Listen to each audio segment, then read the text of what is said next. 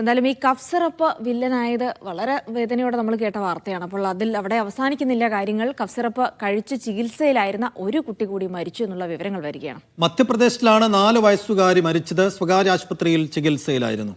ഇതോടെ cough syrup മരണം 25ലേക്ക് ഉയർന്നു. അരവിന്ദ് വിവരങ്ങൾ നൽകും. അരവിന്ദ്, ഒരു കുട്ടിയുടെ മരണം കൂടിയാണ് റിപ്പോർട്ട് ചെയ്തിരിക്കുന്നത്. ഈ കഫ് സിറപ്പ് കഴിച്ച് അപകടമുണ്ടായ സമയത്ത് തന്നെ ചികിത്സയിലായിരുന്ന കുട്ടി കൂടിയാണെന്ന് മനസ്സിലാക്കുന്നു. എന്തൊക്കെയാണ് വിവരങ്ങൾ?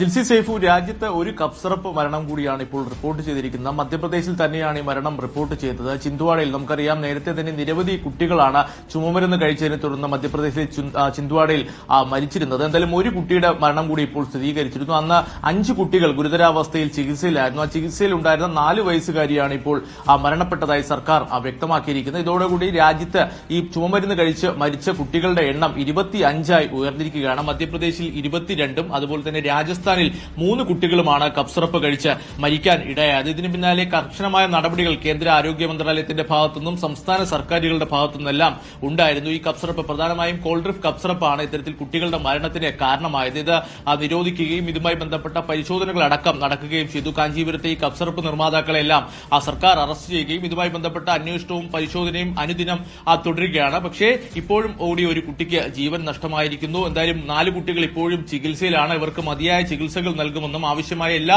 സഹായം നൽകുമെന്നതാണ് ഇപ്പോൾ മധ്യപ്രദേശ് സർക്കാർ വ്യക്തമാക്കിയിരിക്കുന്നത്. എന്തായാലും 25 കുട്ടികൾ ഇപ്പോൾ ജീവൻ നഷ്ടമായിരിക്കുന്നു. ഒരു കുട്ടി 4 വയസ്സുകാരിയാണ് ഇപ്പോൾ മധ്യപ്രദേശിൽ കഫ് സിറപ്പ് കഴിച്ചതിനെ തുടർന്ന് അവസാനമായി മരിച്ചത്. ജിൽസി.